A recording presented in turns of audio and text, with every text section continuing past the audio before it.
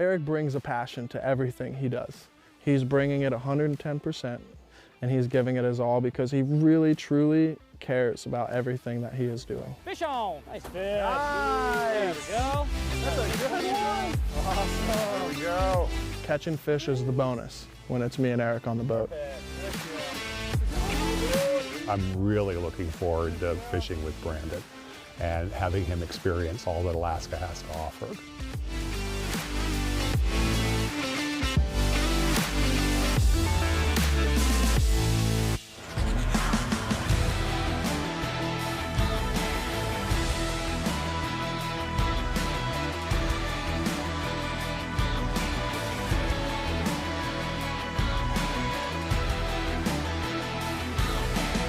West Marine's Life on the Water, presented by Costa Custom Boats. The last truly wild frontier in America, Alaska, is a place of legend. Its vast open lands, from the mountains to the sea, have so much to offer every outdoorsman. Brandon Simmons is joining the 2 million visitors who come to enjoy the hunting, fishing, and wildlife viewing not found anywhere else. Eric! Brandon! I made it! Welcome to Alaska, What's man. up, dude? I can't believe you made it. I made it, finally. I'm the here. best. Great. Oh. It is so good to see you. Yeah, you too. So how was your trip? It was long. It was good. Good. You know, I'm here now. A little different than the Keys, huh? Oh, buddy, it's extremely different.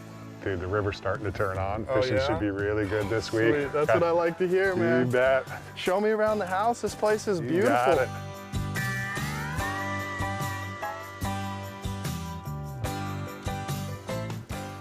Wow. I mean, you can just feel the fresh air around here. This is beautiful, man. You know what? It's just totally our happy place. Yeah. This is where everything else you have going on, just to be able to come here and totally unplug.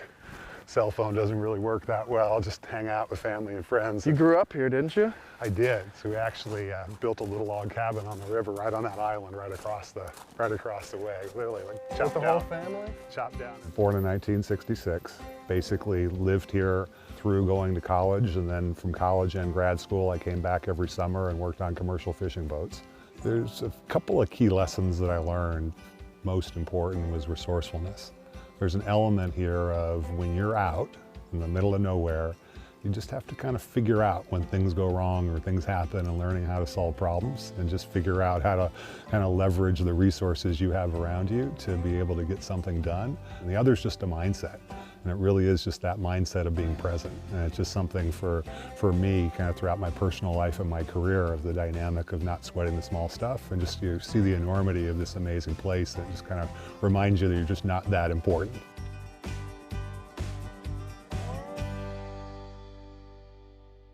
So my first thoughts, you know, on Alaska were halibut fishing. You know, I've read a lot about it. I've looked at a lot of things on it. You know, I could see myself doing it. I've never done it, but it's definitely something that, you know, I could see myself doing and really enjoying. I am unbelievably excited about having Brandon come up and fish in Alaska. In the Keys, I feel like a freshman coming out trying to figure out how to fish. Yeah, I think he's going to go through kind of a similar experience if this is something totally new and different to him. So I think he's going to see a variety of different experiences, not the least of which is how we launch the boats through the surf with a large tractor, which is not something I've ever seen in the Keys before. And I think he's in for a wild ride.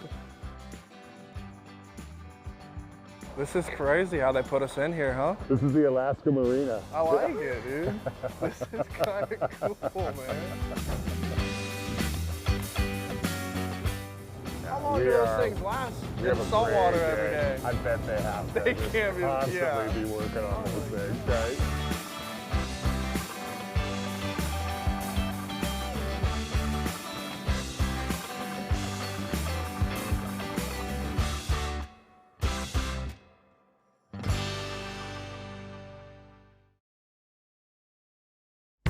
West Marine's Life on the Water, presented by Costa Custom Boats, is brought to you by West Marine, boaters serving boaters.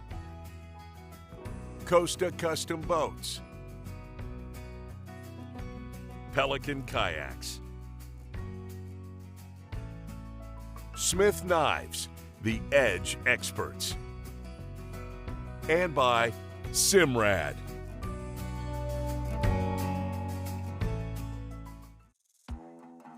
For many Alaskans, fishing is in their blood, passed from generation to generation. Fishing locations, tactics, and baits are handed down like family heirlooms, cherished and held close among friends both old and new. Guide Hunter Keogh learned these waters when he was just 10 years old. I've been guiding now 17 years. I deckhanded for 8 years for my brother, and then I've been captain ever since. We grew up with a pretty tight-knit group of people who fished every day with us, and we still fish with them daily. You know, we talk to them on the radio and on the phone every morning. So, you know, we've had 25+ year friendships that we're still operating with every day, which is really cool. A lot of the old timers are definitely gone though. Guys that my dad started with and things like that, they've retired, gone away, passed away, things like that. So definitely a younger generation starting to take over. So guys, a little how-to here real quick. So first thing, this is a 4-pound lead. 4-pound lead slides down this top section of rope. So whenever the sinker comes in the boat, just try to hold the lead itself for us. Keeps it from swinging around, hitting you, hitting me, hitting my boat. Keeps everybody a little safer. To get these guys to the bottom, just put your sinker over the side, of course. Make sure you hang on to the pole. And then all you're gonna do is put your thumb on the spool, pull the silver lever all the way back, and then you're just gonna let it ride. You wanna hold some tension with your thumb though. All right. Here we go, boys. Cool, man. I'm excited. Absolutely. Hunter, how big is the tide today? Is it? It's like a 19-footer. Okay. Not crazy big. Yep.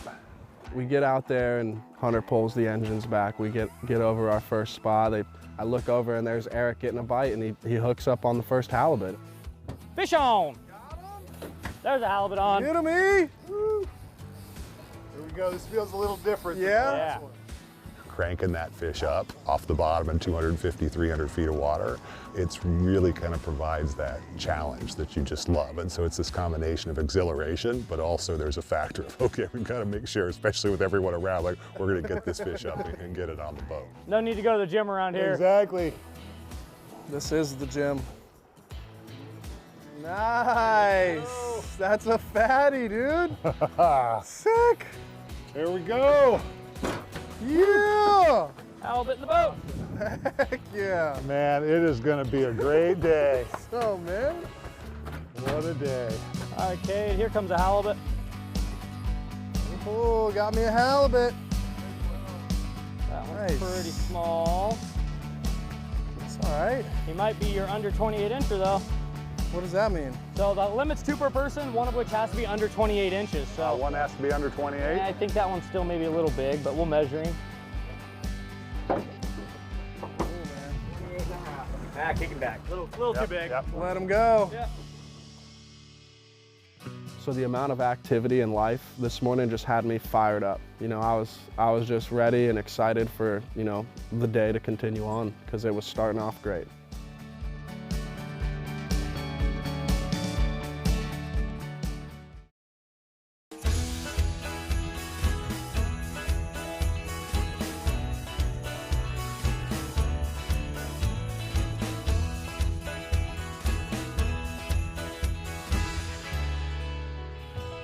Hey guys, Captain Brandon Simmons here. I just wanted to take a minute out of my day to kind of go over the benefits of the Costa sunglasses and the different colored lenses that you could use while you're out there on the water fishing.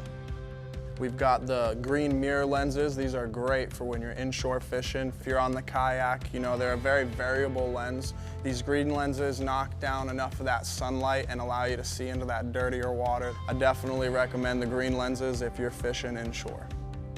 The blue mirror lenses are great when the sun's really high in the sky and you're really looking hard sight fishing, trying to find some mahis or sailfish. These blue lenses will cut down on that bright light, and the polarization allows you to see almost everything down into the water. And last but not least, we've got these sunrise silver lenses. They're a little bit of a yellow lens. I like to wear these a lot in the morning or in the late evening when that sun's going down. When you really don't have a lot of light, a lot of cloud cover, these lenses are almost like HD vision. You know, you can put these on and they just make everything pop. And those 3 lenses right there can pretty much get you by in any condition on the water. Out in Cook Inlet, There are a multitude of species that roam the bottom, some 250 feet below the surface. Brandon Simmons and Eric Kufel are searching for halibut that they can bring home and enjoy on the table. Man, this bite is strong. Compared to the last bite that I had, the fish that I caught, this one is definitely bigger. What we got? But Halibut. hang on to that for me. That's a nice butt. Awesome. There we go. Sweet. Perfect. Heck yeah. Nice job, Brandon. Thanks, man. I got one, dude. There you go. Way to go, man. Heck yeah. It was a good keeper halibut. You know, it was definitely, for me, my biggest halibut. So it was pretty epic. I'm a little sore. You know, I feel like I just left the gym, but you know, it's the halibut gym. Got to work on those quads, those glutes, those biceps, those triceps, all the good stuff.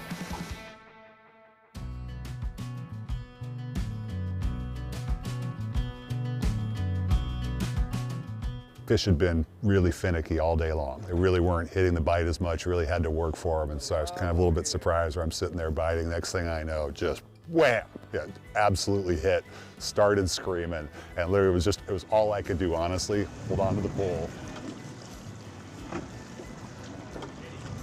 I could tell there's big head shakes coming through, and so you know, okay, this is a bigger fish. And it was really fun because knowing we were near the end of the day, I'm like, all right, this is the one. I'm gonna pull this up, and just had a pretty epic fight. Your forearms are burning, cranking it up, bringing it up to the top. And it was just really, really awesome experience. What you got, buddy? A couple more cranks there. There we go. Nice fish. Nice. There we go. Grab That's the a sinker good for me? one. Brother. Nice fish. Just tagged it. Yep. Oh yeah. So coming out of the slack tide, as expected, the tide turns. Brandon hooks up. Boom. Fight's on. Oh, a little bit on you. Yeah. Sweet. Got a little fatty. Nice. He is a fatty, huh? Oh yeah.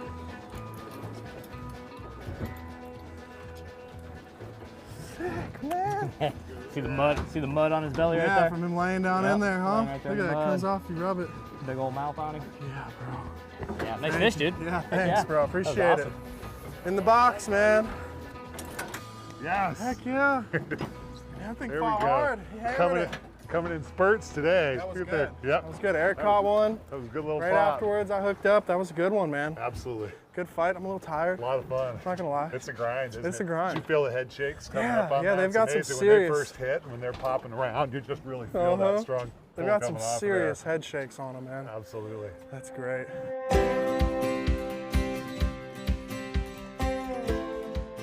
So we're, you know, we're heading in, we're on our way back, and me and Eric are just chatting on the back of the boat, and, you know, just the feeling of accomplishment was pretty overwhelming for something that I've never done before. I got to go out with, you know, a good friend, Eric, to show me his backyard, and, you know, we went out there, we did what we wanted to do, and that ride in was just honestly, I guess for lack of a better word, it was relaxing, you know, just cruising in, looking over to the mountains, looking at the shoreline where we're gonna get pulled out, and you know, it was nice.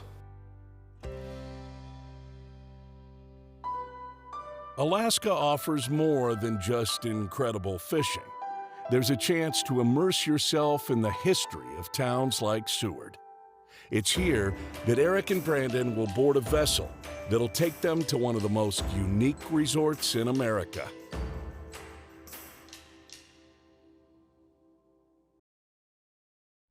West Marine's Life on the Water, presented by Costa Custom Boats, is brought to you by Visit Lauderdale, for everyone under the sun. Scales, every degree of water. Costa Sunglasses, see what's out there. Reliant Batteries, challenge your limits. Waypoint TV, the destination for outdoor entertainment. And by Ameritrail Trailers, load, launch, relax.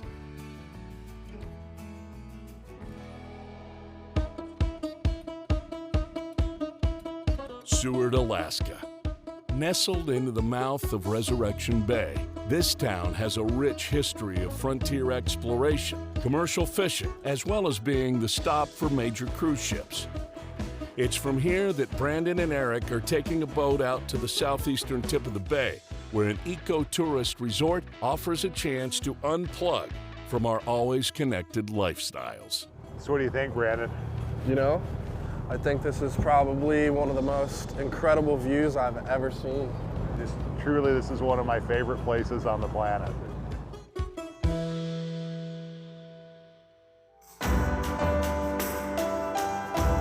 Orca Island is this incredible series of yurts that are built into the cliff at the back of Humpy Cove. And Humpy Cove is basically a fjord that is near the southernmost tip of Resurrection Bay, which is a large bay which basically has mountains coming out of the ocean on both sides.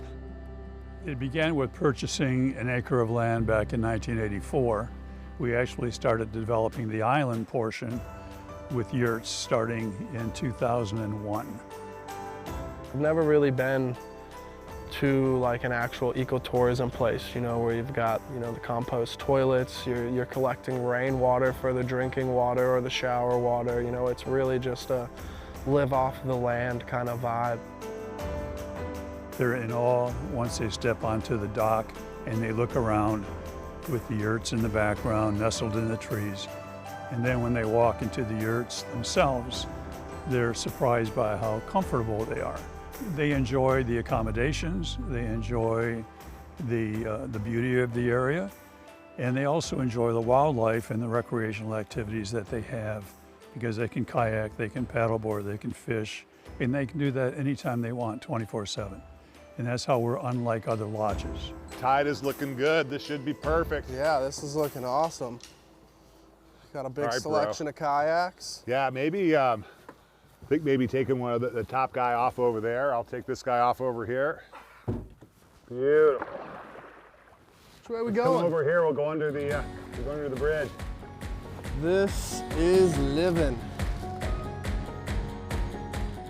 When you're in a kayak, you're sitting so low to the water and everything else around you just seems so massive and, you know, incredible. This is one of these places where it's all these things you can go and do, where if you're sitting there, you know, Alaskans call the 48 states the lower 48. Right. It's sort of kind of a different dynamic, but you recognize you can come here, pull up to Orca Island, spend time with Dennis and Susan, the owners, and they're just so unbelievably hospitable. Absolutely. And man. just literally hop in a kayak, and the next thing you know, you're cruising over to watch salmon spawn coming through there. And I think sometimes people can be afraid to go try things. And I think the coolest part about it being something new, you know, obviously you go into something new and you're, I wouldn't even say stressed or worried, but the excitement's there, you know. It's so many things in life, like, oh, kind of I'm afraid, don't know if I want to do this, don't know if I want to get out. And every person that we've brought up here to spend time with us, they come away and they've all talked about how this is just a different scenario for them. Right. in terms of just having this life experience and recognizing. There we go. Yeah, it was good. I It was was a getting a near little miss, closer. dude. It was a near miss. We worked through that just right. Near miss. I was dodging that iceberg over That's there. right. You saw it, right? Exactly. There you go. See kind of the stream coming up to the left in that one little slot canyon. Yeah. That's basically, it comes down and drives these waterfalls we're gonna go check out. So we're pulling up in the kayaks and, you know, we're getting towards the back of the cove there and, you know, you see a little flicker in the water and you look down and there's actually hundreds of salmon back there, you know, spawning, getting ready to spawn, do their thing, and they're pretty much packed in there, you know, side by side, swimming together, rolling on top of each other, and it was super cool to see. And it was like the further you got back, the more they were just, you know, compressed in there. Here we go. All this wildlife, birds. I mean, there's like thousands of these fish. I could just reach over and grab one of these things. So let me go show you something up here. All right. Come with me. What do you mean? There's more to see? This is incredible. Remember that magic I was telling you about? Yeah. Whoa. My favorite place. Holy cow, dude. Oh my gosh, dude. Little power there. Yeah, you can feel it. And there's a series of 3 of them. So you go up, you hike around the backside, and there's 3 of them up there. And he brought me up to this one rock, which was basically the closest we could get to this giant waterfall. And you stand up on this rock, and I mean, as soon as you stand up there, it's just like this wave of just mist and wind, and I mean, you can just feel the power coming off of this thing. It was incredible, man.